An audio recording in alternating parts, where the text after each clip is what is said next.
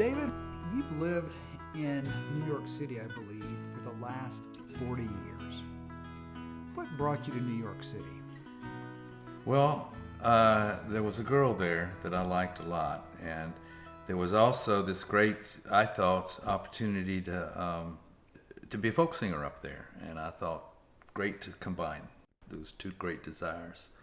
And so Bob Dylan had been started going back around up there. There was a birthday party for Mike Porco, who started Folk City, and I read about it in the newspaper, and Lacey Tribble was there, and we'd been writing letters, and I was thinking, gosh, I think I'll go there and be a folk singer and do it. It was a dream, you know, it was sort of a wild dream. But we both of those things came true, too. Lacey and I still are very close, and I became a folk singer.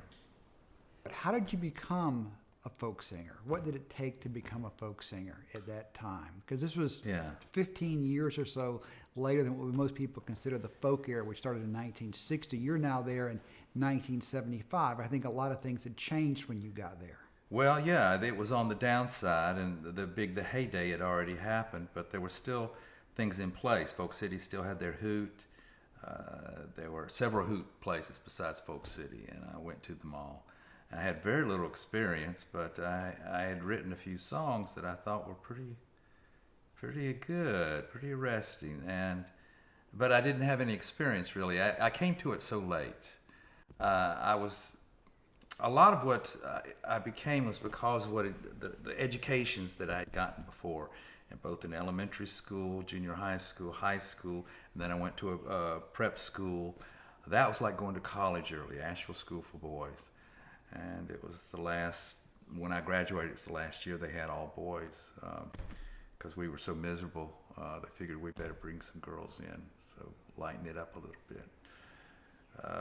But it was very good for making us read and write. When I went to Carolina, I had it in my mind that I'd try to take a creative writing course and see what happened, if this thing would actually happen.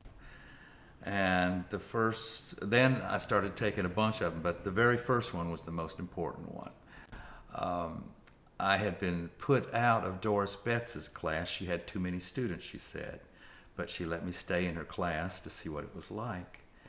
And then she sent me down to Daphne Athis.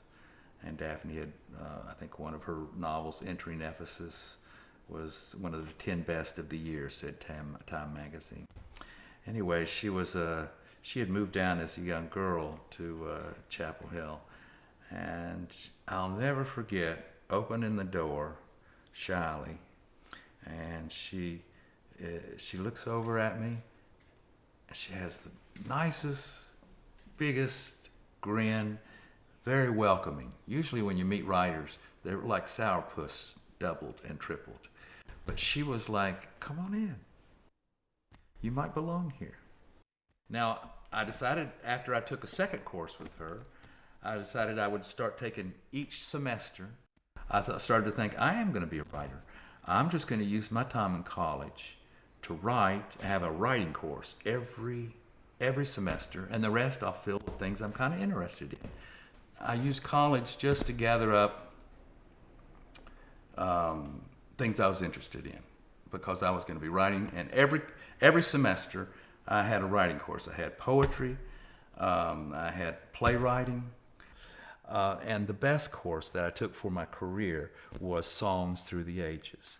And we examined the elegy, the sonnet, all these different forms of songs in poems, and the beat, the rhyme schemes, and so forth. And I should have done this 5 years earlier, and I think in our parents' time they would have studied it much stronger. But we were the hippie generation. We were like late to get into a lot of this stuff, and we were doing a lot of laissez-faire stuff and stream of consciousness, maybe too much of that. And so we hadn't really studied the really structured things. And here was my first structured, and I was going, gosh, that's good. Gosh, and that beat is still the same, and whoa, that's good. And look at that rhyme scheme for the very first time. And here I was graduating that year. I should have done this my freshman year. They should have beat it into me or something. But maybe I was just ready for it because I'd gotten into Woody Guthrie. And I loved, and instead of in poetry class, instead of doing these stream of consciousness, I could see poems. I mean, the songs had these rhymes, and they worked that way. And you could tell a story that way. You could use rhyme scheme to tell a story. And there was a lot of, since it was from like from the 1500s up until the 20th century, there was a lot of ninny ninnies and nanny nannies in some of the early songs, and I got to like that. And so when I came back from the McGovern campaign, my mom had said years earlier had bought a dulcimer for us to look at and to have. Whoever learned to play it, she said. And I'd heard a dulcimer played at summer camp, and I mentioned it to my mom, and so I think she might have got it because of that. But she said to us, whoever learns to play it can have it. And she laid it out on the bed. We admired it. Beautiful carving, the head of it, a woman singing, long. Oh man, it was a handsome thing. And I thought, well, sure, we'll learn to play it. But nobody learned to play it. No one did a thing. Until years later, when I came back from that McGovern campaign, and I'd lost the election, I'd lost a girlfriend I had in North Carolina, I'd stayed in Ohio. I was feeling like I needed to restore my soul, and somehow, and I came home and asked my mom if the dulcimer was still under the bed, and she said, "Let's go see." And I remember following her down the hall, going into the bedroom, pulling it out. It was wrapped in swaddling clothing, as they say, and she unwrapped it, and it looked even better than I remembered it. And I went, "Whoa, that's a real work of art." It took my breath away. And I said, "Well, I'd like to take it back to Chapel Hill with me." And she said, "Well, you learn to play it, you can."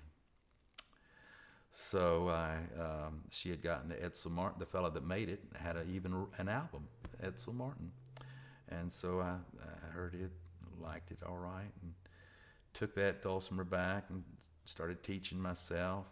And it was the times that I was very lucky. A lot of times people can just discourage you and you can never write again or never play again.